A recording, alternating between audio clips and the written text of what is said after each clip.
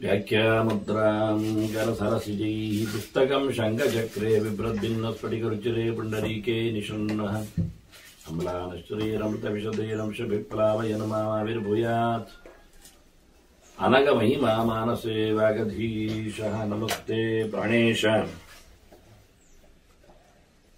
ಪ್ರಣತ ವಿಭವ ಯಾವನಿಮಗ ನಮಃ ಸ್ವಾಮಿನ್ ರಾಮ ಪ್ರಿಯತಮ ನಮನ್ ಗುರುಗುಣ ನಮಸ್ತುಭ್ಯಂ ಭೀಮ ಪ್ರಬಲತಮ ಕೃಷ್ಣೇಷ್ಟ ಭಗವನ್ ನಮ ಶ್ರೀಮನ್ಮಧ್ವ ಪ್ರದಿಶ ಸುದರ್ಶನ್ನೋ ಜಯ ಜಯ ಶ್ರೀ ಗುರುಭ್ಯೋ ನಮಃ ನಾರಾಯಣಂ ಗುರುಗುರುಂ ಜಗದೇಕನಾಥಂ ಭಕ್ತ ಪ್ರಿಯಂ ಸಕಲಲೋಕ ನಮಸ್ಕೃತಂ ಚ ತ್ರೈಗುಣ್ಯವರ್ಜಿತಮಜಂ ವಿಭುಮಾದ್ಯಮೀಶಂ ವಂದೇ ಭವಗ್ರಂ ಅಮರಾಸುರ ಸಿದ್ಧವಂದ್ಯಂ ನಾರಾಯಣಂ ನಮಸ್ಕೃತ್ಯ ನರಂ ಚೈವ ನರೋತ್ತಮಂ ದೇವೀಂ ಸರಸ್ವತೀಂ ವ್ಯಾಸಂ ತತೋ ಜಯಮುದೀರಯೇ.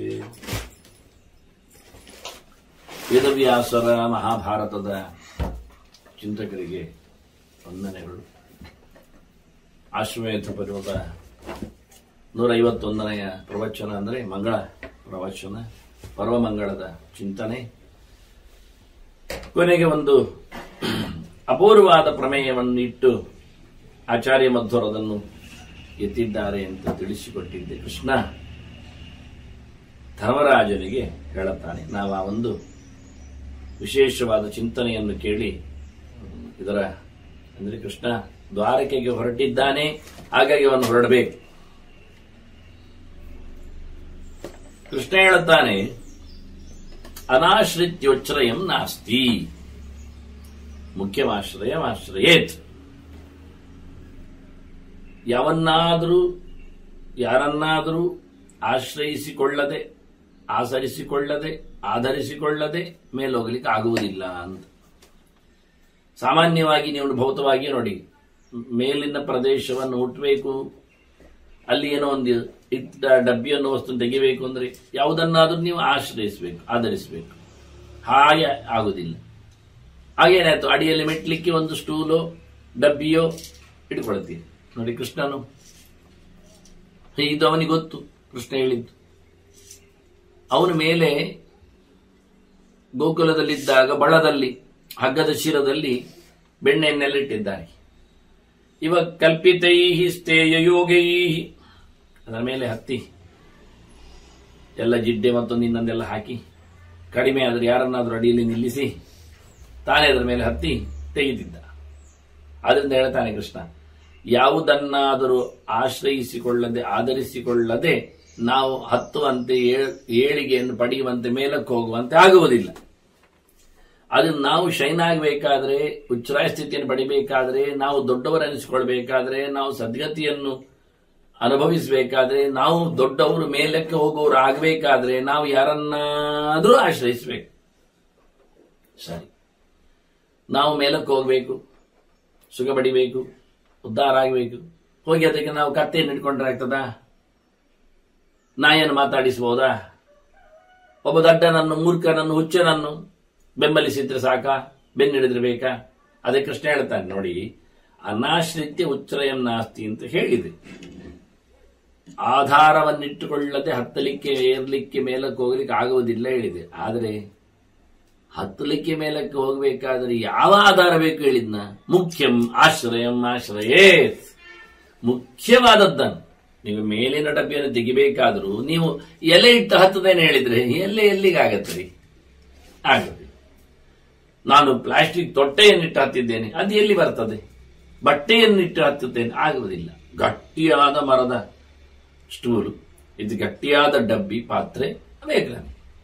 ಹಾಗೆ ಮುಖ್ಯಮಾಶ್ರಯಂ, ನಮ್ಮನ್ನು ಬೀಳಿಸದೆ ಉದ್ಧಾರ ಮಾಡುವಂತಹ ಆಶ್ರಯ. ಹಾಗಾಗಿ ನಾವು ಒಂದೊಮ್ಮೆ ಹಿಡಿಯುವುದಾದರೆ ಅತ್ಯಂತ ಎತ್ತರದವರನ್ನು ಹಿಡಿದು ಮೇಲಕ್ಕೆ ಹೋಗಬೇಕು. ಅದರಿಂದಲೇ ದೇವತೆಗಳು, ದೇವಾಹ, ರುದ್ರಾಹ, ತಥಾ ಆದಿತ್ಯ, ಮರುತಃ, ಬ್ರಹ್ಮ ಆಶ್ರಿತ. ಹೀಗಾಗಿ ಎಲ್ಲರೂ ನನ್ನನ್ನೇ ಆಶ್ರಯಿಸಿದ್ದಾರೆ. ಯಾಕೆಂದ್ರೆ ಪೂರ್ಣನಾದವ ನಾನು, ಎಲ್ಲರಿಗೂ ಎಲ್ಲ ಬಗೆಯಿಂದ ಎಲ್ಲವನ್ನು ಕೊಡುವನಾದ್ದರಿಂದ ಪ್ರತಿಯೊಬ್ಬರು ನನ್ನನ್ನು ಆಶ್ರಯಿಸಿಕೊಂಡಿದ್ದಾರೆ. ಅಂದ್ರೆ ಈ ಒಂದು ತುಂಡು ಗೆರೆ ಉತ್ತರಾರ್ಥ ಈಗ ಹೇಳಿತ್ತು. ಎಲ್ಲಾ ದೇವತೆಗಳು ಮತ್ತೆ ರುದ್ರರು ಎಲ್ಲರೂ, ಮತ್ತೆ ಆದಿತ್ಯರೆಲ್ಲರೂ ಎನ್ನುವಲ್ಲಿ ಒಬ್ಬ ವಿಷ್ಣು ಇದ್ದಾನೆ. ಅದು ಬಿಟ್ಟು ವಿಷ್ಣು ವಿಹಾಯ ಅಂತ ಅರ್ಥ.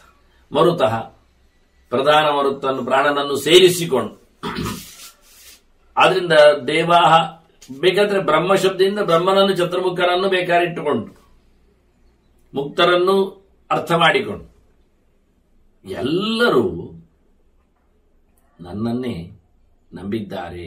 ಈ ಗೆರೆ ಲಕ್ಷಾಲಂಕಾರದಲ್ಲಿ ಉದ್ಧೃತವಾದ ಗೆರೆ. ವಾಸ್ತವವಾಗಿ ಹೇಳಲಿಕ್ಕೆ ಹೋದರೆ ಇದು ಇತರ ಪಾಠಗಳಲ್ಲಿ ಪಕ್ಕ ಸಿಗುವುದಿಲ್ಲ ನಮಗೆ. ಇಲ್ಲಿ ಬೇಕಾಗಿದೆ. ಮತ್ತೆ ಅನಾಶ್ರಿತ್ಯೋಚ್ಚರಂ ನಾಸ್ತಿ ಎನ್ನುವ ಗೆರೆಗೆ ಉತ್ತರಾರ್ಧ ಇಲ್ಲ. ಆದರೆ ಎಷ್ಟೋ ವೇದವ್ಯಾಸರ ಶ್ಲೋಕಗಳಲ್ಲಿ ಎಲ್ಲ 2 ಪಾದದ್ದು ಶ್ಲೋಕಗಳಾಗ್ತವೆ, ಇಲ್ಲಾದ್ರೆ 6 ಪಾದದ್ದು ಶ್ಲೋಕ ಅಂತ ಹೇಳಬೇಕಾಗತ್ತೆ. ಕೆಲವು ಇಲ್ಲಾಗಿದೆ, ಆದರೂ ಇಲ್ಲಿ ಇದೆ. ಇದನ್ನಿಷ್ಟು ಕೃಷ್ಣ ಹೇಳಿಕೊಂಡು ಅತ್ಯಂತ ಎತ್ತರದ ಆಸರೆಯನ್ನೇ ನನಗೆ ಎಲ್ಲರೂ ಪಡೆದಿದ್ದಾರೆ, ನನ್ನನ್ನು ನಾನು ಎತ್ತರ ಅಂತ ಹೇಳಿ ಎಲ್ಲರೂ ಪಡೆದಿದ್ದಾರೆ ಅಂತ ಹೇಳ್ತಾ, ಆದರೆ ನೇರ ಅಲ್ಲ, ಪರಂಪರೆಯ. ಈ ಪರಂಪರೆ ದೇವಾಹ ಶಬ್ದ ಹೇಳ್ತಾ ರುದ್ರಾಹ ಶಬ್ದ ಹೇಳಿದ್ರಿಂದ ಇಲ್ಲೊಂದು ಪರಂಪರೆ ತೋರಿಸ್ತಾನೆ. ಏನು ಪರಂಪರೆ ಎಂದರೆ, ರುದ್ರಂ ಸಮಾಶ್ರಿತ ದೇವಾಹ, ರುದ್ರೋ ಬ್ರಹ್ಮಾಣಮಾಶ್ರಿತ, ಬ್ರಹ್ಮ ಮಾಮಾಶ್ರಿತೋ ರಾಜನ್ ನಹಂ ಕಂಚಿದುಪಾಶ್ರಿತ. ಇಲ್ಲಿ ಕೃಷ್ಣನ ಗೆರೆ. ಅದ್ಭುತವಾದ ಮಾತು. ಎಲ್ಲಾ ದೇವತೆಗಳು, ಇಂದ್ರಾದಿಗಳು ಎಲ್ಲರೂ, ಇಂದ್ರ, ಮಿತ್ರ, ವರುಣ, ಸೂರ್ಯ, ಚಂದ್ರ, ಯಾರನ್ನೆಲ್ಲ ದೇವತೆಗಳು ಹೇಳ್ತಾರೆ ಅವರೆಲ್ಲರೂ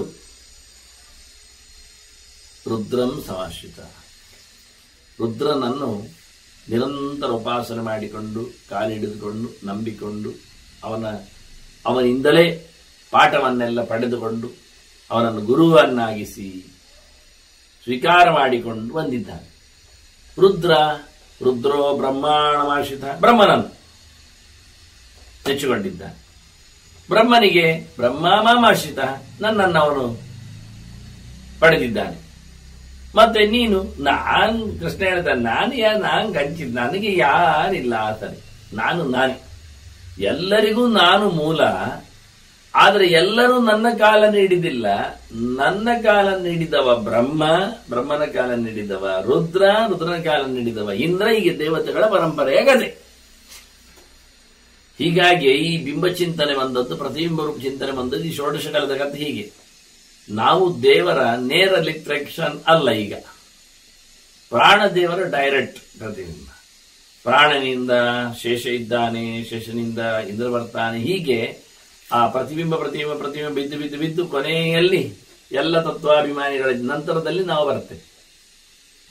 ಜೀವನ ವ್ಯವಸ್ಥೆಯ ಕಥೆ ಹೀಗೆ. ಜೀವನೊಳಗೆ ಇವರೆಲ್ಲ ನಿಯಂತ್ರಕರು ಗಟ್ಟಿ ಕೂತಿದ್ದಾರೆ. ಆ ಲೆವೆಲಿನಲ್ಲಿ ನಾವು ಆ ಪ್ರತಿಬಿಂಬದ ಚಿಂತನೆ ಮಾಡಲಿಕ್ಕೆ ವಾಸ್ತವವಾಗಿ. ಹಾಗೆ ನಿಜವಾಗಿ ನೋಡಿಕೊಂಡ್ರೆ ಭಗವಂತನನ್ನೇ, ಈಗ ಒಂದು ದೊಡ್ಡ ಮ್ಯಾಗ್ನೆಟ್, ಅದಕ್ಕೊಂದು ನಾವು ಕಬ್ಬಿಣದ ಸಲಾಕೆಯನ್ನು ಅಂಟಿಸಿದ್ದೇವೆ. ಈಗ ಮತ್ತೊಂದು ಕಬ್ಬಿಣದ ತುಂಡನ್ನು ನಾವು ಅಂಟಿಸ್ತಾ ಇದ್ದೇವೆ. ಎಲ್ಲಿ ಗೊತ್ತಾ? ಆ ಅಂಟಿಕೊಂಡ ಸಲಾಕೆಯ ಅಡಿಗೆ, ಅದಕ್ಕೆ ಇನ್ನೊಂದು, ಅದಕ್ಕೆ ಮಗದೊಂದು. ಏನಾಯ್ತು? ಮೊದಲ ಏನೊಂದು ಅಯಸ್ಕಾಂತ ಇದೆ, ಅದು ಒಂದು ತನ್ನ ಕಬ್ಬಿಣವನ್ನು ಅಂಟಿಸಿಕೊಂಡದ್ದನ್ನು ಅಯಸ್ಕಾಂತ ಮಾಡಿದೆ. ಆದ್ರಿಂದ ಅದಕ್ಕೆ ಅಂಟಿಸಿಕೊಂಡದ್ದು ಅಯಸ್ಕಾಂತದ ಕೆಲಸದಲ್ಲಿ ಅಂಟಿಕೊಳ್ತಾ ಇದೆ. ಹೀಗೆ ಪರಂಪರೆ ಅಂಟಿಕೊಳ್ತಾ ಉಂಟು. ಈಗ ಒಂದು ಕೆಲಸ ಮಾಡುವ, ಮೊದಲು ಅಂಟಿಸಿಕೊಂಡ ಕಬ್ಬಿಣದ ತುಂಡನ್ನು ತಪ್ಪಿಸಿಬಿಟ್ರೆ, ಒಂದು ಸರ್ತಿ ತಪ್ಪಿಸಿದಾಗ ಅದರಲ್ಲಿ ಇರತಕ್ಕ ಅಯಸ್ಕಾಂತ ಸಂಪರ್ಕ ಕಳೆದು ಹೋಗಿ ಉಳಿದದ್ದೆಲ್ಲ ಕಳಚಿಕೊಳ್ತದೆ ತನ್ನಷ್ಟಕ್ಕೆ. ಆದ್ರಿಂದ ಏನು ಹೇಳ್ಬೇಕು? ಈಗ ನಾವು ದೇವರನ್ನೇ ಎಲ್ಲರೂ ನಂಬಿದ್ದಾರೆ ಎನ್ನುವುದನ್ನು ಗಟ್ಟಿ ಮಾಡಬೇಕು. ಆದ್ರೆ ಡೈರೆಕ್ಟ್ ಅಲ್ಲ ಎನ್ನುವುದನ್ನು ತೋರಿಸ್ಲಿಕ್ಕೆ ಅವರಿಗೆ ಭಗವಂತನೆಡೆಗೆ ಸಾಗಲು ಬೇಕಾದ ಅನೇಕ ಮಂದಿಗಳು, ಮಾಧ್ಯಮಗಳು ಕೆಲಸ ಮಾಡಿದ್ದಾರೆ. ಪ್ರಾಣನಿಗಾಗಲ್ಲ, ನೇರ ಭಗವಂತನಲ್ಲಿ ಉಪದೇಶ. ಯೋ ಬ್ರಹ್ಮಾಣಂ ವಿದದಾತಿ ಪೂರ್ವಂ ಯೋ ವೇದಾಂಶ ಪ್ರಹಿಣೋತಿ ತಸ್ಮೈ. ಶ್ವೇತಾಶ್ವತರ ಹೇಳುತ್ತದೆ, ಸೃಷ್ಟಿ ಮಾಡಿದ ಬ್ರಹ್ಮನಿಗೆ ಭಗವಂತ ಉಪದೇಶ ಮಾಡಿದ ಅಂತ. ಮುಂದೇನಾಯ್ತು ನೋಡಿ, ಬ್ರಹ್ಮ ಉಪದೇಶವನ್ನು ರುದ್ರನಿಗೆ ಕೊಟ್ಟ. ನನಗೀಗೆ ಮಾಡಿದ್ದಾರೆ ಹೇಳಿ ಬಹಳಷ್ಟು ಗೆರೆಗಳು ಸಿಗ್ತಾವಿರಿ.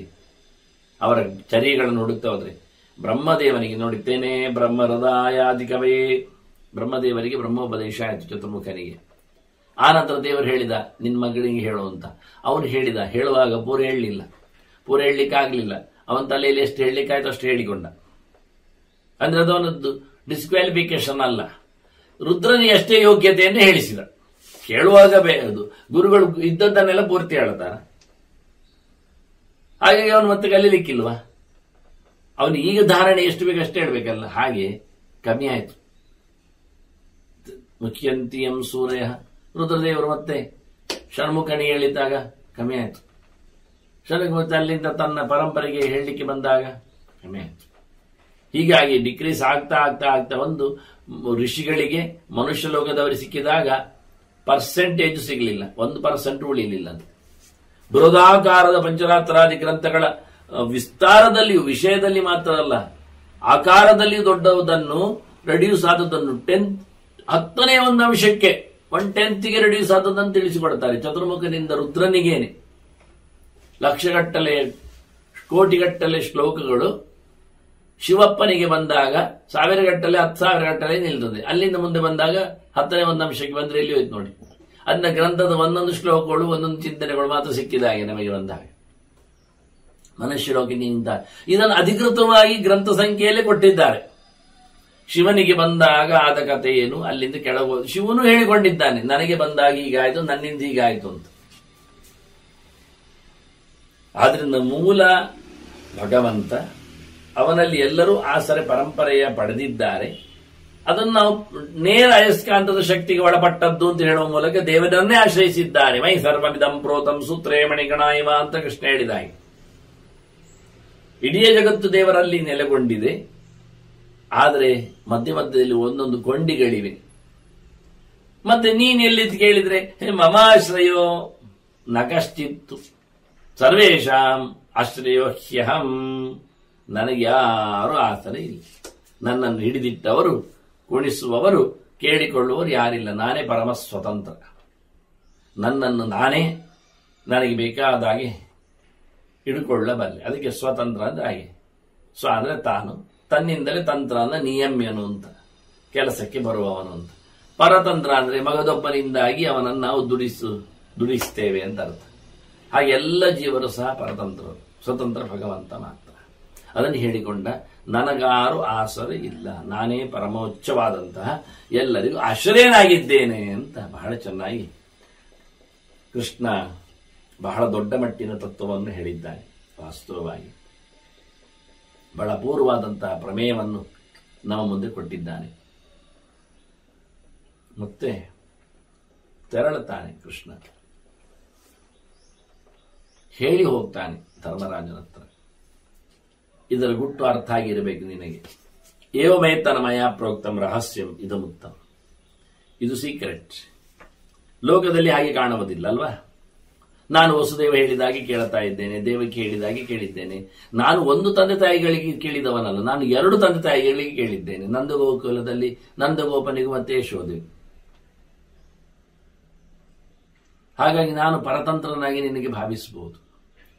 ನಾನು ಕೈಲಾಸಕ್ಕೆ ಹೋಗಿದ್ದೇನೆ ನೋಡಿ. ರುದ್ರಂ ಸಮಾಶ್ರಿತ ದೇವ ಅಂದ್ರಿ, ರುದ್ರ ಬ್ರಹ್ಮನನ್ನು ಆಶ್ರಯಿಸಿಕೊಂಡಿದ್ದಾನೆ ಹೇಳ್ತೀರಿ. ಈಗ ಶಿವನೇ ಹೋಗಿ ರುದ್ರನ ತಪಸ್ಸು ಮಾಡಿದ ನಾಟಕ ಮಾಡಿದ್ದಾನೆ ಮಗಬೇಕು ಅಂತ. ಅದಕ್ಕೆ ಹೇಳಿದೆ ಏವಮೇ ತನ್ಮಯ ಪ್ರೋಕ್ತಂ ರಹಸ್ಯಂ ಇದಮುತ್ತಮ. ಇದು ಸೀಕ್ರೆಟ್, ಇದು ರಹಸ್ಯ, ಇದು ದೇವಗುಹ್ಯ. ಪರೋಕ್ಷ ಪ್ರಿಯಾಯ ವಹಿ ದೇವಾ ಪ್ರತ್ಯಕ್ಷ ದ್ವಿಷಃ ಅಂತ. ದೇವತೆಗಳು ಯಾವತ್ತೂ ಜನರಿಗೆ ಗೊತ್ತಾಗುವಾಗಿ ವರ್ತನೆಯನ್ನು ಮಾಡುವುದಿಲ್ಲ. ಎಲ್ಲ ರಹಸ್ಯ, ಗುಡ್, ಅಂದಾಜಾಗುವುದಿಲ್ಲ ಅವರ ಕ್ರಮ. ಹಾಗಾಗಿ ಇದು ನಿಜವಾದ ರಹಸ್ಯ ವಿಷಯ. ತೋರಿಕೆ ಇರುವಂತದ್ದಲ್ಲ. ಅದು ಪೊಳ್ಳು, ಅದು ಸುಳ್ಳು, ಅದು ನಾಟಕ. ಹೀಗಾಗಿ ನಿನಗೆ ನಾನು ಸತ್ಯವನ್ನು ವಿಷಯ ಹೇಳಿದ್ದೇನೆ. ಯಾಕೆ ನೀನು ಧರ್ಮಪ್ರಿಯಸ್ಯತೆ ನಿತ್ಯಂ ರಾಜನ್ನೇವಂಸ್. ನೀನು ಧರ್ಮವನ್ನು ಇಷ್ಟಪಟ್ಟವ, ವೈಷ್ಣವ ಧರ್ಮ ಬೇಕು ಹೇಳಿದವ, ಸತ್ಯ ತಿಳಿಸಬೇಕಲ್ಲ ನಿನಗೆ. ಹಾಗಾಗಿ ತೋರಿಸುವಂಥದ್ದು ಅದೆಲ್ಲ ದರ್ಶನದ ಭಾಷೆಯಲ್ಲಿ ಬರುವಂತೆ, ವಾಸ್ತವವಾಗಿ ಅಲ್ಲ, ನಡೆದ ಘಟನೆ ಅಲ್ಲ. ಅದನ್ನು ಅಲ್ಲಿ ಹೋದ ಕೈಲಾಸದಲ್ಲಿ ಹಿಮಾಲಯದಲ್ಲಿ ಮತ್ತೆ ರುದ್ರ ಹೇಳುತ್ತಾನೆ, ಕೃಷ್ಣ ಯಾಕೆ ಬಂದದ್ದು ಗೊತ್ತುಂಟಾ ಅಂತ ಋಷಿಗಳಿಗೆ. ಎಲ್ಲ ಸುಳ್ಳೆ. ನಾನು ಯಾಕೆ ಈ ಚರೆಯಲ್ಲಿದ್ದೇನೆ ಗೊತ್ತುಂಟಾ? ಎಲ್ಲ ಸುಳ್ಳೆ. ನನಗೊಂದು ಫೋರ್ಸ್ ಇದೆ ಹಾಗೆ ಮಾಡಬೇಕು ಅಂತ, ದೇವರ ಆದೇಶ ಇದೆ, ಮಾಡುತ್ತೆ, ವೇಷ ಹಾಕಿ. ಹೀಗೆ ಋಷಿಗಳಿಗೂ ತಿಳಿಸಿ ನೀವು ಹೇಳಬೇಕಾದ, ನೀವು ಕಲಿಬೇಕಾದ್ದು ಕೃಷ್ಣ ಪ್ರಜ್ಞೆಯನ್ನು, ಕೃಷ್ಣ ಚಿಂತನೆಯನ್ನು, ಕೃಷ್ಣನಾಮವನ್ನು ಅಂತ ಹೇಳ್ತಾನ. ಆದ್ರಿಂದ ಇಲ್ಲಿ ಧರ್ಮರಾಜನಿಗೆ ನೀನು ಧರ್ಮಪ್ರಿಯನಾದ್ದರಿಂದ ನಿನಗೆ ಸಂಕೋಚ ಇಲ್ಲದೆ ಇದರ ರಹಸ್ಯ ಅಂತ ಹೇಳುತ್ತಾ ಇದ್ದೇನೆ. ನೀನು ಹೀಗೆ ನಡೆಸು ರಾಜನ್, ಏವಂ ಸಮಾಚಾರ. ಈ ಧರ್ಮವನ್ನು ನಿನ್ನ ಅಳವಡಿಸು, ನಿನ್ನ ಬದುಕಿನಲ್ಲಿ ನೆಲೆಗೊಳಿಸು. ಹೀಗೆ ಆಚರಣೆಯಲ್ಲಿ ಪ್ರಾಕ್ಟೀಸ್. ಇದಂ ಪವಿತ್ರಂ ಅಖ್ಯಾನಂ ಪುಣ್ಯಂ ವೇದೇನ ಸಂಹಿತಂ. ನಾನು ಹೇಳಿರತಕ್ಕ ಸಂಗತಿಗಳು ಅತ್ಯಂತ ಪುಣ್ಯಪ್ರದವಾದವುಗಳು, ಭಾರಿ ಪವಿತ್ರವಾದ ಚಿಂತನೆಗಳು, ಶುದ್ಧ ಆಯ್ದವುಗಳು. ಅಷ್ಟೇ ಅಲ್ಲದೆ ಇದು ವೇದಕ್ಕೆ ಸಮನಾದಂತಹ ಮಾತು ನನ್ನದು. ಇದು ವೇದವೇ, ವಿಷ್ಣು ವೇದ. ಆ ಲೆಕ್ಕದಲ್ಲಿ ಧರ್ಮಚಿಂತನೆ ನಾನು ಕೊಟ್ಟಿದ್ದೇನೆ. ಯಹ ಪಠೇತ್ ಮಾಮಕಂ ಧರ್ಮಂ ಅಹನ್ಯಹನಿ ಪಾಂಡವ. ಇದನ್ನು ಪ್ರತಿನಿತ್ಯ ಹೇಳಬೇಕು. ಹೇಳಿಕೊಂಡಾಗ ಪುಣ್ಯ ಆಗ್ತದೆ, ಅವನಿಗೆ ಪಾಪ ನಿವೃತ್ತಿ ಆಗ್ತದೆ.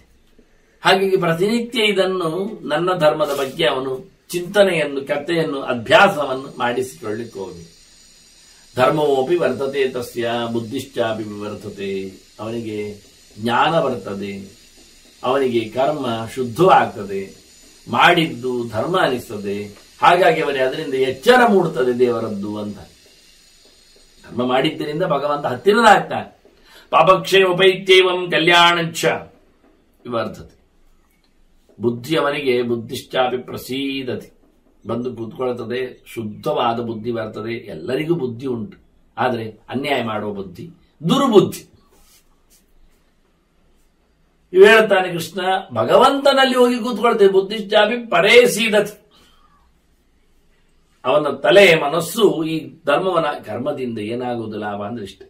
ದೇವರ ಸೇವೆಯನ್ನು ಮಾಡುವುದರಿಂದ ನಮಗೇನು ಬಂತು ಕೇಳಿದರೆ, ಸಹಜವಾಗಿ ನಮ್ಮ ಜ್ಞಾನ ಮತ್ತೆ ನಮ್ಮ ಯೋಚನೆಗಳು ದೇವರೆಡೆಗೆ ಸಾಗ್ತಾರೆ. ಭಗವಂತನ ಸೇವೆ ಮಾಡಿದ್ದರಿಂದ ದೇವತೆಗಳು ಏನ್ ಮಾಡಿದ್ರು? ಮನಸ್ಸನ್ನು ಭಗವಂತನೆಡೆಗೆ ಸಾಗುವಂತೆ ಮಾಡಿಬಿಟ್ರು. ಅತ್ತ ಬಾಗಿಲು ತೆಗೆದು ಬಿಟ್ರು, ಇತ್ತ ಕೆಟ್ಟ ಬಾಗಿಲನ್ನು ಮುಚ್ಚಿಬಿಟ್ರು. ಇದನ್ನು ಉಲ್ಲೇಖ ಮಾಡಿದ ಧರ್ಮೋಪಿ ವರ್ತತೆ ತಸ್ಯ ಬುದ್ಧಿಶ್ಚಾಪಿ ಪ್ರಸೀದತಿ ಪಾಪಕ್ಷಯೋಪೈತ್ಯೈವಂ. ಹೀಗೆ ಅವನು ಪಾಪವನ್ನು ಕಳ್ಕೊಳ್ಳುತ್ತಾನೆ, ಪುಣ್ಯಾತ್ಮನಾಗ್ತಾನೆ. ಕಲ್ಯಾಣಂಚ ವಿವರ್ತತೆ, ಅವನಿಗೆ ಸದ್ಗತಿ ಆಗ್ತದೆ, ಮೇಲಕ್ಕೆ ಹೋಗ್ತಾನೆ. ಹೀಗಾಗಿ ಇದನ್ನು ಪ್ರತಿನಿತ್ಯ ಕೇಳಿ ತಿಳ್ಕೊಳ್ಳಿ. ಕೇಳಿ ಅಂದ್ರೆ ಕಿವಿಯಲ್ಲಿ ಎಲ್ಲ ಪಾಠ ಕೇಳಿ, ಅಭ್ಯಾಸ ಮಾಡಿ, ಅಧ್ಯಯನ ನಡೆಸಿ, ಶ್ರೋತವ್ಯಂ ಶ್ರದ್ಧೆಯ, ಒಳ್ಳೆ ಗಟ್ಟಿಮುಟ್ಟಾಗಿ ಯುಕ್ತೈ, ಬೇಕಾದ ತರ್ಕಗಳನ್ನು ಹಾಕಿಕೊಂಡು, ವ್ಯವಸಾಯಗಳನ್ನು ಮಾಡಿಕೊಂಡು, ಒಳ್ಳೆ ಜನರಿಂದ ಕೇಳಿ. ಯುಕ್ತೈ ಶ್ರೋತ್ರಿಯಶ್ಚ ವಿಶೇಷ. ಕೇಳಬೇಕಾದ್ದು ವೇದಜ್ಞರಿಂದ ಕೇಳಬೇಕು, ಸರಿಯಾಗಿ ಗೊತ್ತಿದ್ದವರಿಂದ ಕೇಳಬೇಕು. ಅರೆಬರೆ ಪಂಡಿತರಿಂದೆಲ್ಲ ಅಂದ್ರೆ ಅವರಿಗೆ ಸಸೂತ್ರ ಅವರೇ ಹೇಳಿಕೊಳ್ಳುತ್ತಾರೆ, ನಾನೇನು ಸಂಸ್ಕೃತ ಭಾಷೆಯನ್ನು ಕಲೀಲಿಲ್ಲ, ಹಾಗಾದ್ರೆ ಯಾಕೆ ಹೇಳಬೇಕು ಅವರು? ಭಾರತವನ್ನಾಗಲಿ, ಪುರಾಣವನ್ನಾಗಲಿ, ಇತಿಹಾಸವನ್ನಾಗಲಿ, ರಾಮಾಯಣವನ್ನಾಗಲಿ ಅದೆಲ್ಲ ಇರುವುದು ನಿಜವಾಗಿ ಟೆಸ್ಟ್ ಸಂಸ್ಕೃತದಲ್ಲಿ ಅಲ್ವಾ? ಅವ್ರು ಹೇಳ್ತಾನೆ, ನಾನು ಅನುವಾದಗಳನ್ನು ಓದಿ ಪಂಡಿತನಾದವರು. ಅವರು ಕೊಚ್ಚಿಕೊಳ್ಳುವ ರೀತಿ ನೋಡಿದ್ರಿ. ನಾನು ಅನೇಕ ಬಗೆಯ ಅನುವಾದಗಳನ್ನೆಲ್ಲ ನೋಡಿದ್ದೇನೆ, ಪೇಪರ್ಸ್ಗಳನ್ನೆಲ್ಲ ನೋಡಿದ್ದೇನೆ. ಹಾಗಾಗಿ ಅದನ್ನು ಕಂಪ್ಯಾರಿಟಿವ್ಲಿ ನಾನು ಅದನ್ನು ಸ್ಟಡಿ ಮಾಡಿದ್ದೇನೆ, ಅದನ್ನು ಹೇಳ್ತಾ ಇದ್ದೇನೆ. ಎಂತ ಕರ್ಮಕ್ಕೆ? ಅದನ್ನಾದ್ರೂ ಅವರು ಪಾಠದ ಮೂಲಕ, ಪರಂಪರೆಯ ಮೂಲಕ, ಗುರುಗಳ ಮೂಲಕ ಹೇಳಿದ್ದಾರೆ. ಅದು ಇಲ್ಲ. ಅವರು ಹೇಳ್ತಾರೆ, ನಾನೇ ಎಲ್ಲ ನೋಡಿಕೊಂಡದ್ದು. ಅದು ಕೆಲವು ಎಪಿಸೋಡ್ಗಳು, ಧಾರಾವಾಹಿಗಳು ಸುಗುಣದಲ್ಲಿದ್ದವು, ಕೆಲವು ಇನ್ನೊಂದು ಕಡೆಯಲ್ಲಿ ಬಂದು ಅವ್ರು ಹೇಳುದು ಅದು ಪೂರ ಇಲ್ಲ. ಈಗ ಸುಗುಣದಲ್ಲಿ ಆದ್ರೂ ಬಂದ ಪೂರಾ ಧಾರಾವಾಹಿ ನೋಡಿದ್ದಾರೆ, ಅವರು ಹೇಳಿಕೊಳ್ಳಿಕ್ಕೆ ಅವರಲ್ಲಿ ಅಭಿಮಾನತೆ ಹೆಚ್ಚಾಗತ್ತೆ. ಕೆಲವು ನೋಡಿದ್ದಷ್ಟೇ ಅವ್ರು ಹೇಳುದು. ನಾನು ಸುಮಾರು ಒಂದು 10-20 ವರ್ಷಗಳ ಕಾಲ ಮುದ್ರೆಗಳ ಬಗ್ಗೆ ಚಿತ್ರ ಸಮೇತವಾಗಿ, ಪ್ರಮಾಣ ಪುರಸ್ಸರವಾಗಿ, ವಿಶೇಷಗಳ ನರೇಶನೊಂದಿಗೆ ಬರೆದಿದ್ದೆ. ಅದರ ಬಗ್ಗೆ ಯಾರೋ ಒಂದು PhD ತಗೊಂಡ್ರು, ಅದನ್ನು ಕದ್ದು ತನ್ನ ಹೆಸರಲ್ಲೇ ಮಾಡಿಕೊಳ್ಳೋದು ವಿಷಯ ಬೇರೆ. ಅವರು ಸತ್ತು ಆಯ್ತಂತೆ ಈಗ ನಾನು ತಿಳ್ಕೊಳ್ಳುವಾಗ. ಅವರು ಅದರಲ್ಲಿ ಮುನ್ನುಡಿಯಲ್ಲಿ ಮೆಲ್ಲಕ್ಕೊಂಚೂರು ಹಾಕಿಬಿಟ್ಟಿದ್ದಾರೆ ಥ್ಯಾಂಕ್ಸ್ ಅಲ್ಲಿ. ಏನು ಅಂದ್ರೆ, ನಾನು ಕೆಲವು ಮುದ್ರೆಗಳ ಬಗ್ಗೆ ಸುಗುಣದಲ್ಲಿ ಬಿಡಿ ಲೇಖನಗಳನ್ನು ಇದರಲ್ಲಿ ಇಟ್ಟುಕೊಂಡಿದ್ದೇನೆ, ಇಷ್ಟೇ. ಅವರು ನೋಡಿಕೊಂಡು ಕಂಪ್ಲೀಟ್ ಅದನ್ನೇ ಕದ್ದು ಹಾಕಿದ್ದು, ಬೇರೆ ಯಾವ ಕಡೆದು ಏನು ಮಾಡಿಲ್ಲ, ಬೇರೆ ಯಾವುದೇ ಅಲ್ಲಿ ಸೊತ್ತಿಲ್ಲ. ಹೇಳಿಕೊಂಡ ರೀತಿ ನೋಡಿದಾಗ ನನಗೆ ಇಂಗ್ಲಿಷ್ ಪುಸ್ತಕಗಳನ್ನು ರೆಫರೆನ್ಸ್ ಮಾಡಿದ್ದಾರೆ, ಅಂದ್ರೆ ರೆಫರೆನ್ಸ್ ಕೊಟ್ಟಿದ್ದಾರೆ, ಅದರಲ್ಲಿ ಏನಿಲ್ಲ ಮಣ್ಣಂಗಟ್ಟಿ, ಅಥವಾ ಅರ್ಥವಾಗುವುದಿಲ್ಲ ಮತ್ತೆ ಅಂತಹ ಪುಸ್ತಕಗಳು. ತಾಂತ್ರಿಕ್ ಎನರ್ಜಿ ಫ್ರಮ್ ಹೀಗೆಲ್ಲ ಹಾಕಿಕೊಂಡು ಪುಸ್ತಕಗಳೆಲ್ಲ ಕೆಲವೆಲ್ಲ ಇರ್ತಾರೆ. ಎಂಥದ್ದು ಇಲ್ಲ ಅದರಲ್ಲಿ, ಸುಮ್ಮನೆ ಇರ್ಲಿ, ಅವರ ಅನುಭವದ ನೆಲೆಯಲ್ಲಿ ಬರೆದಿದ್ದಾರೆ, ಇರ್ಲಿ ಅಪ್ಪ. ಆದ್ರೆ ಇವರು ಹೇಳಿಕೊಳ್ಳುವ ರೀತಿ, ಅದೇ ಕೃಷ್ಣ ಹೇಳ್ತಾನೆ, ಯುಕ್ತೈ ಶ್ರೋತ್ರಿಯೈಶ್ಚ ವಿಶೇಷತಃ ಶ್ರೋತವ್ಯಂ.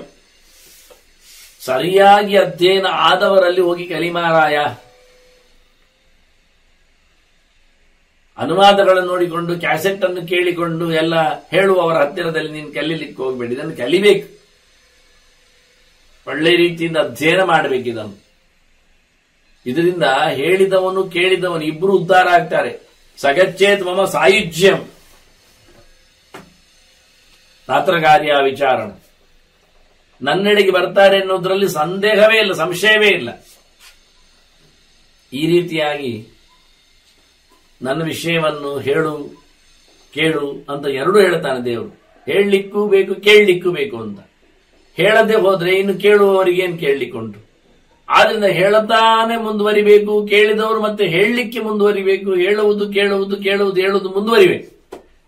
ಕೇಳಿದವನು ಮತ್ತೆ ಹೇಳಬೇಕಲ್ಲ, ಅಷ್ಟೇ ಅಲ್ಲ, ಹೇಳಿದವನು ಕೇಳಬೇಕು ಮತ್ತೆ ಇನ್ನೂ ಹೆಚ್ಚಿಗೆ ಇನ್ನೊಬ್ಬರಿಂದ ಮತ್ತೆ.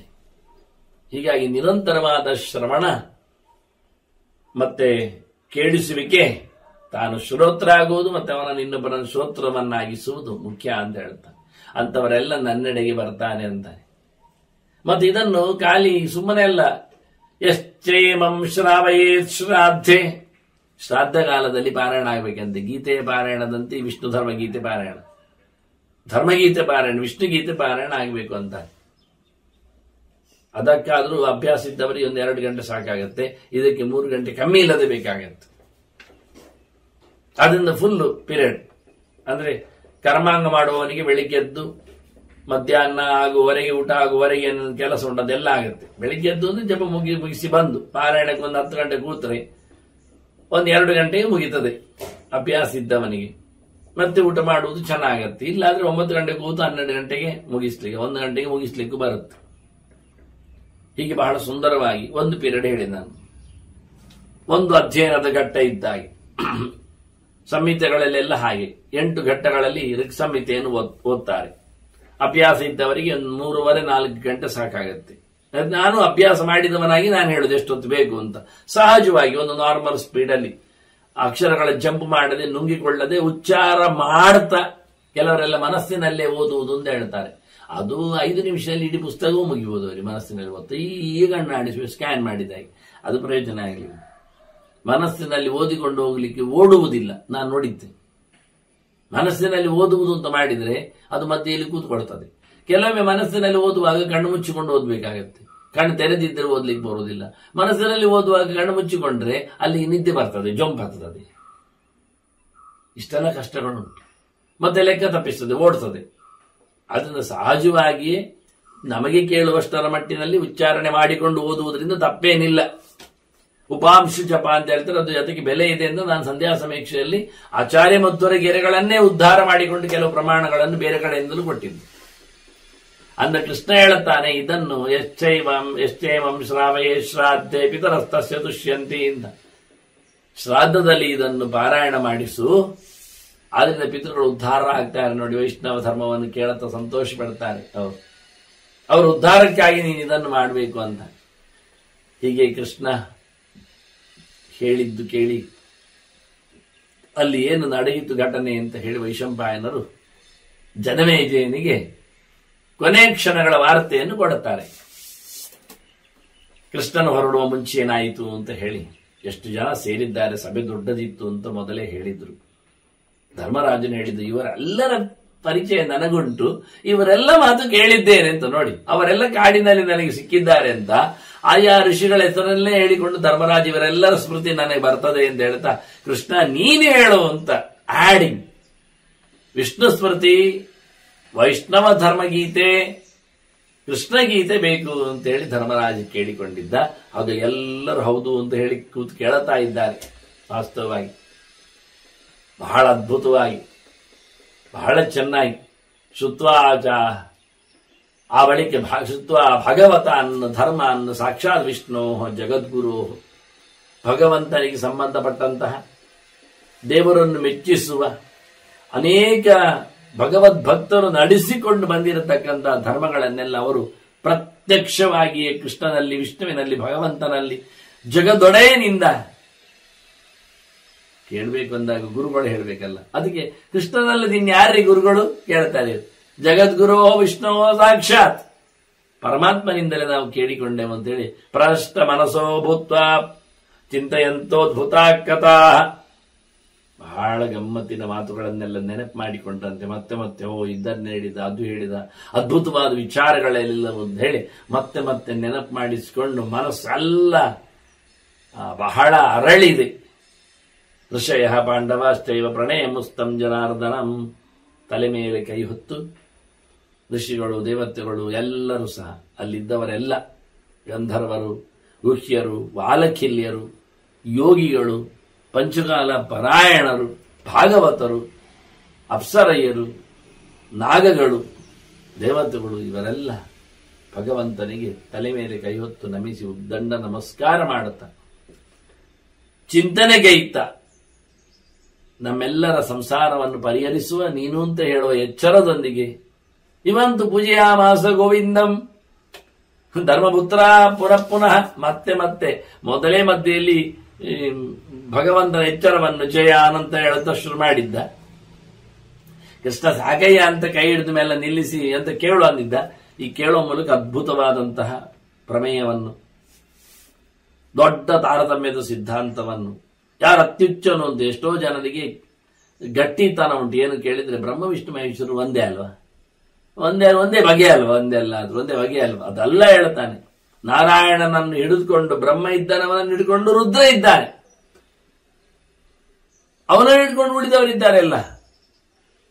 ಹೀಗಾಗಿ ಬಹಳ ಪರಮೋಚ್ಚವಾದ ಚಿಂತನೆಯನ್ನು ಕೇಳಿ ಎಲ್ಲ ಖುಷಿಪಟ್ಟು ಧರ್ಮರಾಜಂತು ಮತ್ತೆ ಮತ್ತೆ ಮತ್ತೆ ಮತ್ತೆ ದೇವರನ್ನು, ಕೃಷ್ಣನನ್ನು ಪೂಜೆ ಮಾಡ್ತಾ ಇದ್ದಾನೆ. ಗೋವಿಂದಂ, ಯಾಕೆಂದ್ರೆ ಅದು ಪ್ರಾಯಶ್ಚಿತ್ತದ ಒಂದು ಮಧ್ಯದ ಮಂತ್ರ. ಅದು ಅಚ್ಯುತಾಯನ ಅನಂತಾಯನ ಗೋವಿಂದಾಯನ ಅಂತ ಕೊನೆಯ ಮಂತ್ರ ಗೋವಿಂದ ಎನ್ನುವುದು. ಗೋವಿಂದೇತಿ ಸದಾ ಜಪ, ಗೋವಿಂದೇತಿ ಸದಾ ಸ್ನಾನ. ಗೋವಿಂದ ಹೇಳದೆ ಯಾವ ಶಬ್ದ ಮುಂದೆ ಹೋಗುವುದಿಲ್ಲ. ಜ್ಞಾನದ ಅವತಾರಿವ ಕೃಷ್ಣ. ಗೋ ಅಂದ್ರೆ ಜ್ಞಾನ, ಜ್ಞಾನಕ್ಕಾಗಿ ಇಳಿದು ಬಂದವ, ಜ್ಞಾನವನ್ನು ನನಗೆ ಕೊಟ್ಟವ, ಜ್ಞಾನದಿಂದ ನಾನು ಎಚ್ಚರ ಮಾಡಿಸಿದ್ದಾನೆ. ಹೊರಗಿನಿಂದ ದನದ ಮಹಿಮೆಯನ್ನು ಹೇಳಿಕೊಟ್ಟವ, ದನದಲ್ಲಿ ನೆಲೆಗೊಂಡಿರತಕ್ಕಂಥ ತನ್ನನ್ನು ತಿಳಿಸಿಕೊಟ್ಟಿದ್ದಾನೆ. ಹಾಗಾಗಿ ಗೋವಿಂದ ಬಹಳ ಇಷ್ಟ. ನೀರಿನಲ್ಲಿ ಬಂದವ, ನೆಲದಲ್ಲಿ ನಿಂದವ, ಮುಗಿಲಿನಿಂದ ಓಡಿದವ, ಹೀಗೆಲ್ಲ ಅನೇಕ ಅರ್ಥಗಳಲ್ಲಿ, ಗೋ ಶಬ್ದಕ್ಕೆ ಸುಮಾರು ಅರ್ಥಗಳು ಇರ್ಲಿಕ್ಕೆ ಹೋಗಿ ಎಲ್ಲಾ ಅವತಾರಗಳ ಚಿಂತನೆಗಳು ಬರುವಂತೆ ಮತ್ತೆ ಮತ್ತೆ ನಮಸ್ಕಾರ ಮಾಡಿದ್ದಾನೆ,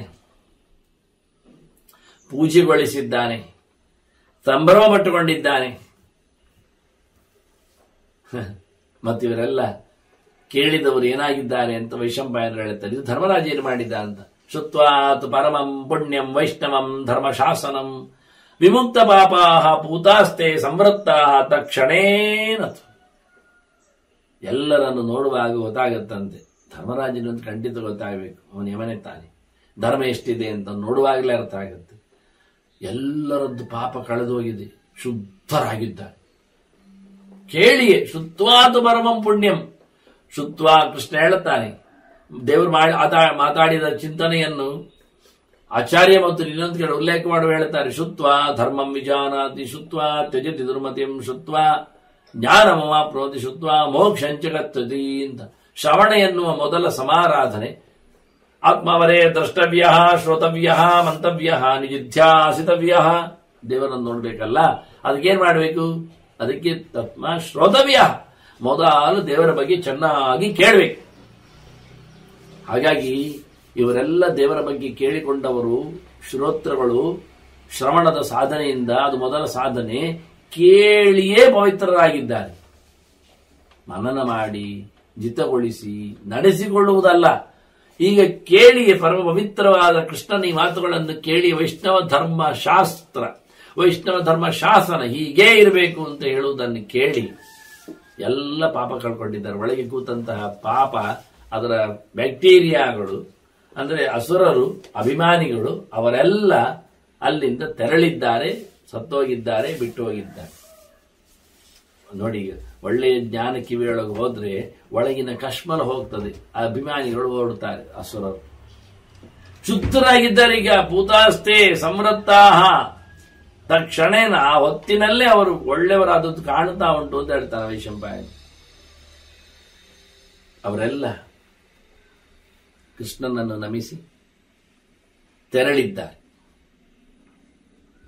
ಹೇಳಿ ಹೋಗ್ತಾ ಇದ್ದಾರೆ. ದ್ರಷ್ಟಾರಹ ದ್ವಾರಕಾಯಾಂ ವಯಂ ಸರ್ವೇ ಜಗದ್ಗುರು. ದೇವರನ್ನು, ಜಗದೊಡೆಯನನ್ನು, ಭಗವಂತನನ್ನು ನಾವು ದ್ವಾರಕೆಯಲ್ಲಿ ನೋಡುತ್ತೇವೆ ಅಂತೇಳಿ ಅವರವರಿಗೆ ಅಂತರ್ಧಾನ ಶಕ್ತಿಯಿಂದ ಹೋಗ್ಲಿಕ್ಕೆ ಬರ್ತದೆ. ದೇವತೆಗಳು, ಋಷಿಗಳು ಎಲ್ಲರೂ ಯಯುಹು ಸರ್ವೇ ಬಂದವರೆಲ್ಲರೂ ಸಹ ಸೇರಿದವರೆಲ್ಲರೂ ದೇಹ ಅತೀಂದ್ರಿಯರಾದವರು, ವಿಖ್ಯರು, ಅಪ್ಸರೆಯರು, ಇವರನ್ನೆಲ್ಲ ವಿದ್ಯಾಧರು, ಇವರನ್ನೆಲ್ಲ ಹೇಳಿದ್ದೆವು. ಎಲ್ಲ ಇಲ್ಲ, ಕಾಣದ. ಕೃಷ್ಣ ಮಾತು ಮುಗಿಸಿ ಚೆನ್ನಾಗಿದೆ ಇದು ತಿಳ್ಕೊಳ್ಳಿ, ಇದನ್ನಂತೆ ನಡೆಯಿರಿ ಹೇಳಿದ ತಕ್ಷಣ ಅವರೆಲ್ಲ ಕೃಷ್ಣನಿಗೆ ನಮಸ್ಕಾರ ಮಾಡಿ ಮತ್ತೆ ಅಲ್ಲಿಂದ ತೆರಳಿ ಬಿಟ್ಟಿದ್ದಾರೆ. ಕೃಷ್ಣ ದಾರುಕನನ್ನು ಯೋಚನೆ ಮಾಡಿದ, ಸಾತ್ಯಗಿಯು ಬರಲಿ ಅಂತ ಬಂದಿದ್ದಾನೆ. ನೆಲದ ಮಾತ್ರಕ್ಕೆ ಬಂದು ನಿಂತಿದ್ದಾನೆ. ಅವನು ಹೇಳುತ್ತಾನೆ, ನಾನು ಬಂದಿದ್ದೇನಪ್ಪ. ಸಮೀಪಸ್ಥಃ ಅಭವತ್ ಸೂತಃ, ವೈಶಂಬರ ಹೇಳ್ತಾರೆ, ಪಕ್ಕದಲ್ಲೇ ಸಾರಥಿ ಸೂತವನ್ನು ನಿಂತ. ಯಾಹಿ ದೇವೇತಿ ಚಾಬ್ರವೀತ್, ಕೃಷ್ಣ ಹೊರಡುವ ಅಂದಿದ್ದಾನೆ. ಯಾಹಿ ದೇವ, ನೋಡಿ ಹೇಳುವ ರೀತಿ, ದೇವರೇ ನೋಡಿ, ಆಗ್ಲೇ ದೇವರೇ ಎಂದು ಕರೆದಿದ್ದಾನೆ ಕೃಷ್ಣನನ್ನು. ದಾರುಕ, ದೇವರೇ ಹೋಗುವ. 4 ಕುದುರೆ ಕಟ್ಟಿದ್ದಾನೆ, ಗರುಡ ಧ್ವಜ ರಥ, ಹೇಳಲಿಕ್ಕೆಲ್ಲ ಮರೆಯುವುದಿಲ್ಲ. ಕೃಷ್ಣ ಹೊರಡಬೇಕು. ಎಲ್ಲರ ಮೋರೆ ಸಣ್ಣದಾಗಿದೆ. ತಥೋ ವಿಷಣ್ಣ ವದನಾ ಪಾಂಡವಾ ಪುರುಷೋತ್ತಮಂ, ತುಂಬಾ ದುಃಖ ತಪ್ತವಾದ ಮೋರೆ ಆಗಿಬಿಟ್ಟಿದೆ ಪಾಂಡವರದ್ದು. ಅಂಜಲಿ ಮೂರ್ಧಿ ಸಂಧಾಯ, ತಲೆ ಮೇಲೆ ಕೈ ಮುಗಿದುಕೊಂಡಿದ್ದಾರೆ. ನೇತ್ರೈ ಅಶ್ರು ಪರಿಪ್ಲುತೈ, ಕಣ್ಣು ತುಂಬ ನೀರು ಪಾಂಡವರದ್ದು. ನೋಡಿ, ಸಂಧಾನಕ್ಕೆ ಹೊರಟ ಕೃಷ್ಣ ದುರ್ಯೋಧನನ ಬಹಳ ಗಮ್ಮತ್ತಿನ ಔತಣದ ಊಟಕ್ಕೆ ಬರುವುದಿಲ್ಲ ಅಂತ ಹೇಳಿಕೊಂಡು, ನನ್ನ ಮೇಲೆ ನಿನಗೆ ಕೋಪ ಇದೆ ಅಂತ ಹೇಳ್ತಾ, ಎಲ್ಲಿ ನಿನ್ನ ಮೇಲೆ ಯಾಕೆ ನನ್ನ ಕೋಪ? ನಿನ್ನ ಮಗಳು ಕೊಡ್ಲಿಲ್ವಾ ಅಂತ ದುರ್ಯೋಧನ ಯೋಚನೆ ಮಾಡಿದ್ರೆ ಕೃಷ್ಣ ಹೇಳ್ತಾನೆ, ನನ್ನ ಪಾಂಡವರಿಗೆ ನೀನು ಮೋಸ ಮಾಡ್ತೀಯಲ್ಲ, ಅದು ನನಗೆ ಮಾಡಿದ. ಯಾಕೆ ಅಂದ್ರೆ ಮಮ ಪ್ರಾಣ ಈ ಪಾಂಡವ, ನನ್ನ ಪ್ರಾಣರು ಪಾಂಡವರು ಅಂದ್ರೆ ಅಂತ. ಹೊರಗೆ ತಿರುಗಾಡುವ ನನ್ನ ಪಂಚ ಪ್ರಾಣರು ಅವರಿದ್ದಾರೆ. ಪ್ರಾಣ ಹೋದ್ರೆ ಮನುಷ್ಯನಿಗೆ ಎಂತ ಬೆಲೆ ಉಂಟಲ್ವ? ಪ್ರಾಣಕ್ಕೆ ಧಕ್ಕೆ ಬಂದ್ರೆ ಮನುಷ್ಯ ಮಾಡ್ತಾನಲ್ಲ. ಇದನ್ನು ಘೋಷಣೆ ಮಾಡಿದ್ದ. ಪಾಂಡವರು ಹೀಗಾಗಿರ್ಬೇಡ, ಸುದ್ದಿ ಕೇಳಿ ಕೃಷ್ಣ ಏನು ಹೇಳಿಕೊಂಡಲ್ಲಿ ಅಂತ ಬಂದು ಹೇಳಿರ್ತಾನೆ ಕೃಷ್ಣ. ಅದನ್ನು ಹೇಳಿದ್ದೇನೆ ನಾನು, ಹೀಗೆ ಹೇಳಿದೆ ಅಂತೆಲ್ಲ.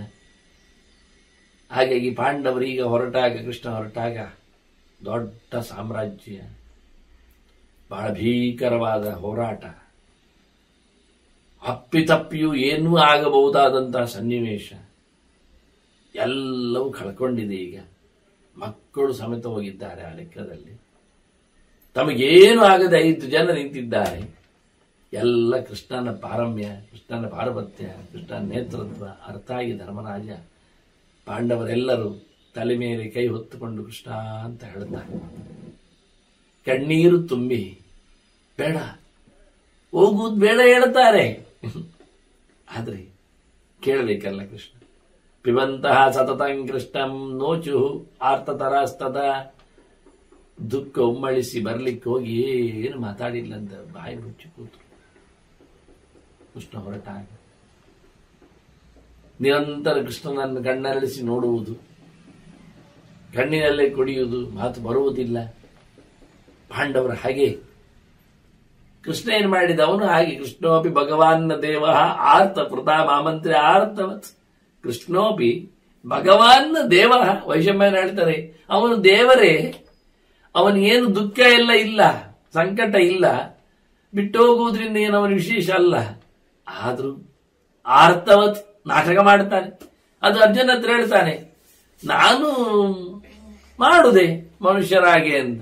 ಇಲ್ಲಾದ್ರೆ ಯಾರು ಮಾಡೋದಿಲ್ಲ ಅಂದ ಅತ್ತಂತೆ, ಸಂಕಟ ಪತ್ತಂತೆ, ದುಃಖ ಬಂದಂತೆ ಇವನು ಸಹ ಮಾಡಿಕೊಂಡು ಕುಂತಿ ಹತ್ರ ಹೇಳ್ತಾನೆ, ಹೋಗ್ಲಿಕ್ಕೆ ಉಂಟು, ಹೋಗಿ ಬರ್ತೇನೆ, ತೆರಳ್ತೇನೆ ಅಂತ. ಕುಂತಿ ತನ್ನ ಕೃಷ್ಣನ ತಂಗಿ ತಾನೆ, ವಸುದೇವನ ತಂಗಿ. ಮತ್ತೆ ಇವತ್ತು ರಾಜಮಾತೆ, ಪಾಂಡವರ ಅಮ್ಮ. ಪಾಂಡವರ ಅಮ್ಮನಲ್ಲಿ ನೋಡಿ, ಈಗಾಗಲೇ ವೇದವ್ಯಾಸರು ಅಶ್ವಮೇಧ ಯಾಗ ಮುಗಿದ ಬಳಿಕ ಎಲ್ಲವನ್ನೂ ಋತ್ವಿಜರಿಗೆ ಅಂತ ಬಿಟ್ಟುಕೊಟ್ಟ ಧರ್ಮರಾಜನಿಗೆ ರಾಜ್ಯವನ್ನು ಇಟ್ಟುವಂತವರೆಲ್ಲ ಹೇಳಿ ರಾಜ್ಯ ಭಾರ ಮಾಡಲಿಕ್ಕೆ ಅವಕಾಶ ಮಾಡಿ ವೇದವ್ಯಾಸರು ತನಗೆ ಆರ್ತಿಜ್ಯದಿಂದ ಋತ್ವಿಜ್ತನದಿಂದ ಹೋಮ ಹವನದಿಂದ ಬಂದಿರತಕ್ಕ ದುಡ್ಡನ್ನೆಲ್ಲ ಕುಂತಿ ಕೊಟ್ಟುಬಿಟ್ರು. ಆಕೆ ಎಲ್ಲದರಿಂದ ಧರ್ಮಕರ್ಮ ಮಾಡಿದ್ಲು, ದಾನ ಧರ್ಮ ಮಾಡಿದ್ಲು, ಯಜ್ಞಯಾಗ ನಡೆಸಿಕೊಟ್ಲಂತೆ ಕುಂತಿ. ಸೊಸೆ ವ್ಯಾಸರದ್ದು, ಗಂಡನನ್ನು ಕಳ್ಕೊಂಡವಳಾದ್ರಿಂದ, ಪಾಂಡು ಇಲ್ಲದವಳಾದ್ರೆ. ಇಲ್ಲಿ ಧೃತರಾಷ್ಟ್ರ ಗಾಂಧಾರಿ, ಅವಳು ಸೊಸೆ, ಗಾಂಧಾರಿ ಧೃತರಾಷ್ಟ್ರ ಇದ್ದಾನೆ, ಇವಳೆ ಆಗಲ್ಲ. ತುಂಬಾ ಬವಣೆ ಪಟ್ಟರು ಮಕ್ಕಳು ಹೋರಾಟದಲ್ಲಿ. ಹಾಗಾಗಿ ಕೃಷ್ಣ ಕುಂತಿಯಲ್ಲಿ ಹೊರಡ್ತೇನೆ ಅಂದ. ಅದರಂತೆ ಧೃತರಾಷ್ಟ್ರನಲ್ಲಿ, ಗಾಂಧಾರಿಯಲ್ಲಿ, ವಿದುರನಲ್ಲಿ, ಕೊನೆಗೆ ದ್ರೌಪದಿಯಲ್ಲಿ ಹೊರಡುತ್ತೇನೆ ಹೇಳಿಕೊಂಡು. ಮತ್ತು ಸುಭದ್ರೆ ಇದ್ದಾಳೆ, ಸುಭದ್ರೆಯನ್ನು ಮಾತಾಡಿಸಿ ಹೊರಡುತ್ತೇನೆ ಅಂದ. ಅಲ್ಲಿ ಮುಗಿಲಿಲ್ಲ. ಸುಭದ್ರೆಯದ್ದು ಇದ್ದಾಳೆ ಸೊಸೆ ಉತ್ತರೆ, ಕೈಯಲ್ಲಿ ಮಗು ಉಂಟು. ಉತ್ತರೆಯದ್ದು ಸಣ್ಣ ಮಗು, ನಾವು ಮೊನ್ನೆ ನೋಡಿದ್ದು ಅಷ್ಟೇ, ಹುಟ್ಟಿ ಬಂದದ್ದನ್ನೆಲ್ಲ. ಪರೀಕ್ಷಿತ ಅಂತ ಹೇಳಿ ಇದವನಪ್ಪ. ಜನಮೇಜಯ ಕತೆ ಕೇಳುತ್ತಾ ಇದ್ದಾನೆ. ವೈಶಂಬರ ಹೇಳ್ತಾರೆ, ಮುಟ್ಟಿ ಮಗುವನ್ನು ಉತ್ತರೆಯನ್ನು, ಮಗು ಸಮೇತ ಉತ್ತರೆಯನ್ನು ಮುಟ್ಟಿ ಮಾಡಿನ ಸ್ಪೃಶ್ಯ ಕೃಷ್ಣ ಅದನ್ನು ಮುಟ್ಟಿ ಹೊರಟಂತೆ, ತೆರಳಿದ್ನಂತೆ. ಕೃಷ್ಣ ಮುಟ್ಟಿದ್ದಕ್ಕೆ ಆ ಮಗು ಇನ್ನಷ್ಟು ಭಗವತ್ ಧರ್ಮವನ್ನು ಕೇಳುವ, ಭಾಗವತವನ್ನೇ ಪಾನ ಮಾಡಿ ತೆರಳುವ ಭಾಗಕ್ಕೆ ಯೋಗ್ಯತೆಗೆ ಸಂದಾಯಗೊಂಡಿತ್ತು. ಹಾಗೆ ಕೃಷ್ಣ ಎಲ್ಲರನ್ನು ಹೇಳಿ, ಇದರಲ್ಲಿ ಕೃಷ್ಣದ್ವೈಪಾಯನಂ ವ್ಯಾತಂ ಋಷಿರನ್ಯಾಂಶ್ಚ ಮಂತ್ರಿಣ. ಇನ್ನೊಂದು ನಾಟಕ ಅಂದ್ರೆ ಕೃಷ್ಣ ವ್ಯಾಸರಿಗೂ ಹೊರಡ್ತೇನೆ ತೆರಳುತ್ತೇನೆ ಹೇಳಿ ಹೊರಟದ್ದು. ಅವನೇ ಅವನು ಅಜ್ಜ ಪಾಂಡವರದ್ದು ಆ ಲೆಕ್ಕಾಚಾರದಲ್ಲಿ, ಕುರುವಂಶದ ಹಿರಿಯ. ಇತರ ಋಷಿಗಳಂತೂ ಖಂಡಿತ ಹೇಳಬೇಕು, ಅವರಿಗೆ ನಾಟಕ ಇಲ್ಲ. ಬೇರೆಯವರಿಗೆ, ಮಂತ್ರಿಗಳಿಗೂ ಸಹ ಅಲ್ಲಿದ್ದವರಿಗೆಲ್ಲ ಹೇಳಿ ಕೃಷ್ಣ ನಿರ್ಗತ್ಯ ವೇಶ್ಮನಸ್ತಸ್ಯ, ಧರ್ಮರಾಜನ ಮನೆಯಿಂದ ಅರಮನೆಯಿಂದ ಹೊರಗೆ ಬಂದ. ಆರುರೋಹ ರಥಂ ತದಾ ರಥಂ, ರಥ ಸಿದ್ಧವಾಗಿದೆ. ಬಂದು ಹೇಳಿದ್ದ, ಬನ್ನಿ ಸ್ವಾಮಿ ಅಂತ ಸೂತ ಬಂದು ಹೇಳಿ ಆಯ್ತು. ಬಾ ಅಂತ ಯಾಹಿ ದೇವ ಅಂತ ಕರೆದಿದ್ದ. ದೇವರೇ ಬನ್ನಿಂದ. ನೋಡಿ, ನಾವು ಸಾಮಾನ್ಯ ದೊಡ್ಡವರನ್ನು ಕರೆಯುವಾಗ ದೇವರೇ ದೇವರು ಹೇಳಿದ್ರೆ, ಇವ ಸಹಜವಾಗಿ ದೇವರನ್ನು ದೇವರೇ ಅಂತ ಕರೀತಾನೆ. ಸೂತ ದಾರುಕ ಕರೆದಿದ್ದಾನೆ. ರಥವನ್ನು ಕೃಷ್ಣ ಏರಿದ. ಕೃಷ್ಣ ರಥ ಏರಿ ಹೊರಡ್ತಾನೆ ಅಂದಾಗ ಧರ್ಮ ಓಡಿ ಹೋಗಿ ದಾರುಕನ ಕೈಯಲ್ಲಿನ ರಥದ ಕುದುರೆಯ ಹಗ್ಗವನ್ನು ತಕೊಂಡ, ತಾನೇ ಸಾರಥ್ಯ ಮಾಡಿ. ಅಷ್ಟು ಸಮಯ ಅದು ಕೃಷ್ಣನ ಪಕ್ಕದಲ್ಲಿ. ಅರ್ಜುನ ರಥ ಹತ್ತಿದವ ದೊಡ್ಡ ಬೀಸಣಿಗೆ ಬಂಗಾರದ್ದು ಕೃಷ್ಣನ ತಲೆ ಮೇಲೆ ಪ್ರದಕ್ಷಿಣಾಕಾರವಾಗಿ ಗಾಳಿ ಹಾಕ್ಲಿಕ್ಕೆ ಶುರು ಮಾಡಿದಂತೆ. ಭೀಮಸೇನ 100 ಸಲಾಕೆಯ ಮಾಣಿಕ್ಯ ದಂಡದ ಛತ್ರವನ್ನು ಕೃಷ್ಣನಿಗೆ ಹಿಡಿದ. ನಕಲು ಸಹದೇವರು ಚಾಮರವನ್ನು ಪಡೆದಿದ್ದಾರೆ. ಹೀಗೆ ಕೃಷ್ಣನಲ್ಲೇ ಹೋಗಿಬಿಟ್ರು. ಬಹಳ ದೂರ, ತ್ರಿಯೋಜನೇಶು ಅತೀತೇತ್, 3 ಯೋಜನೆ ಹೋಗಿದ್ದಾರೆ. ಇವತ್ತಿನ ಲೆಕ್ಕಾಚಾರದಲ್ಲಿ 30 ಮೈಲಿನಷ್ಟು ದೂರ. ನಾವು ಹೋರಾಟದ ಅಂಗಳದಲ್ಲಿ ನೋಡಿದ್ದೇವಲ್ಲ, ಎಲ್ಲಿ ಜಯದ್ರಥ ಕೂತದ್ದು, ಎಲ್ಲಿ ಅರ್ಜುನ ಹೊರಟದ್ದು ಅಂತೆಲ್ಲ. ಹಾಗೆ ಸುಮಾರು ದೂರ ಹೋದ ಬಳಿಕ ಪರಿಶ್ವಜ್ಯತ ಪಾಂಡವಾನ್, ಕೃಷ್ಣ ಆಲಿಂಗನ ಮಾಡಿದ್ದಾರೆ. ಪಾಂಡವರನ್ನು ಒಬ್ಬೊಬ್ಬರನ್ನು ಸಹ ಪ್ರತ್ಯೇಕವಾಗಿ ಗಟ್ಟಿ ಅಪ್ಪಿಕೊಂಡಿದ್ದಾನೆ. ವಿಸರ್ಜ್ಯ ಕೃಷ್ಣ ತಾನ್ ಸರ್ವಾನ್ ಪ್ರಣತಾನ್ ದ್ವಾರಕಾಮಿ, ಉದ್ದಂಡ ನಮಿಸಿಕೊಂಡಿದ್ದಾರೆ ಪಾಂಡವರು. ಒಳಗಿಂದ ಕೃಷ್ಣನನ್ನು ನಿರಂತರ ಕಾಣುವವರಾಗಿದ್ರೂ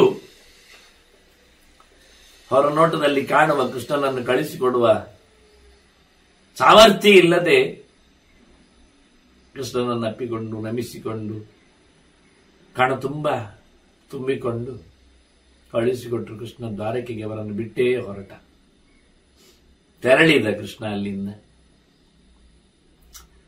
ಮತ್ತು ಧರ್ಮರಾಜ ಒಳಗೆ ಬಂದವ ಯೋಚನೆ ಮಾಡಿದ, ಕೃಷ್ಣನ ಮಾತುಗಳನ್ನೆಲ್ಲ ನೆನಪಿಸಿಕೊಂಡ. ಹೀಗೆ ನೀನು ಧರ್ಮವನ್ನು ನಡೆಸಬೇಕು ಅಂತ ಕೃಷ್ಣ ಹೇಳಿದ್ದಾರೆ. ಚಾಚೂ ತಪ್ಪದೆ ಕೃಷ್ಣ ಕೊಟ್ಟ ಮಾರ್ಗವನ್ನು ದುಡಿಸಿಕೊಳ್ಳಬೇಕು ಅಂತೇಳಿ ಯುಧಿಷ್ಠಿರಸ್ತು ಧರ್ಮಾತ್ಮ, ಸ್ವಯಂ ಧರ್ಮದ ರೂಪನೇ, ಧರ್ಮ ಸ್ವರೂಪನೇ, ಧರ್ಮ ಮೂರ್ತಿ, ಧರ್ಮ ದೇವತೆಯಾಗಿದ್ರು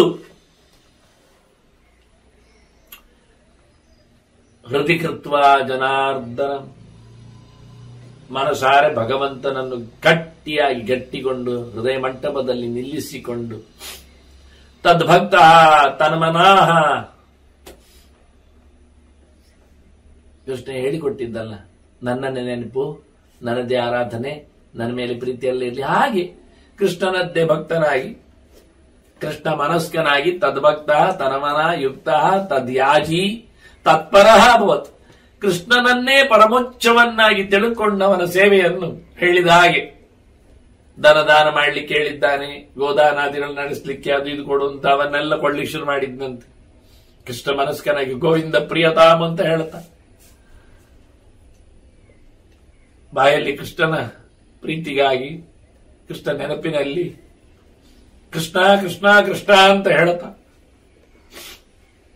ಕೊನೆಗೆ ವೈಶಂಪಾಯನರು ಹೇಳ್ತಾರೆ ಜನಮೇಜನಿಗೆ, ಅಯ್ಯ ನೀನು ಕೇಳು. ಏನು ವೈಶಂಪಾಯನರು ವ್ಯಾಸರ ಶಿಷ್ಯರಾಗಿ ಅಲ್ಲಿ ವ್ಯಾಸರು ಇದ್ದಾರೆ ಈಗಲೇ, ಅವರು ಕಂಠ ಗದ್ಗತಿಯದರಾಗಿ ತಕ್ಷೃಣಶ್ವ ಮಹಾರಾಜ. ಈಗ ಪಾಂಡವರಿಲ್ಲ, ಅವನ ಕಾಲದಲ್ಲಿ ಕತೆ ಕೇಳುವಾಗ ನಾವು ಪಾಂಡವರ ಕಾಲದಲ್ಲೇ ಇದ್ದಾಗ ಕತೆ ಕೇಳ್ತಿದ್ದೆವು. ನೀನು ಕೇಳಯ್ಯ, ವಿಷ್ಣು ಪ್ರೋಕ್ತಂ ಕುರುತ್ವ, ನೀನು ಆ ವಂಶದಲ್ಲಿ ಬಂದವಲ್ವಾ, ಇದು ವಂಶದ ಬಳುವಳಿ, ಈ ಚಿಂತನೆ ನೀನು ಕೇಳಯ್ಯ, ನೀನು ಕೇಳು, ಬೇರೆ ಬೇರೆ ಇಲ್ಲ ದಾರಿ. ಹೇಳ್ತಾರೆ ನತ್ತೊಂಗಚ್ಚಸಿನ ಅನ್ಯೇನ, ಬೇರೆ ಎಲ್ಲಿದೆ? ತದ್ವಿಷ್ಣು ಪರಮಂ ಪದಂ, ಇದು ದೇವರ ರೂಪ, ಇದು ದೇವರ ಚಿಂತನೆ, ಇದು ದೇವರ ನಾಡು, ಇದು ದೇವರ ಹೆಜ್ಜೆ, ಇದು ದೇವರು. ಇಲ್ಲಿ ಹೋದರೆ ದೇವರು ಸಿಗ್ತಾರೆ, ಹೀಗೆ ಮಾಡಿದರೆ ದೇವರ ಹೆಜ್ಜೆ ಕಾಣುತ್ತೆ, ಹೀಗೆ ನಡೆದರೆ ವಿಷ್ಣು ಕೃಷ್ಣ ಹತ್ತಿರ ಆಗ್ತಾನೆ ಅಂತ ಹೇಳಿಕೊಂಡು, ಅಯ್ಯ ನೀನು ಕೇಳು, ವಿಷ್ಣು ಪ್ರೋಕ್ತಮ್ ಅಂತ ಹೇಳ್ತಾರೆ, ಕೃಷ್ಣ ಪ್ರೋಕ್ತಮ್ ಹೇಳೋದಿಲ್ಲ ಅಲ್ಲಿ. ಮತ್ತೆ ಹೇಳುವಾಗಲೂ ಜನಮೇಜನಿಗೆ ಭಗವಂತ ಹೇಳಿದ್ದ ಈ ಮಾತು,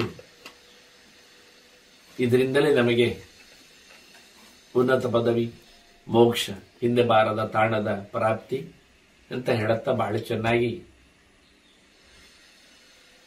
ಹಿರಿಯರ ಚರಿತೆಯನ್ನು ಕೃಷ್ಣನ ಮಾತಿನ ವೈಭವದಲ್ಲಿ ತಿಳಿಸಿಕೊಟ್ಟ ನಾವು ಕೇಳಿಕೊಂಡೆವು. ಹೀಗೆ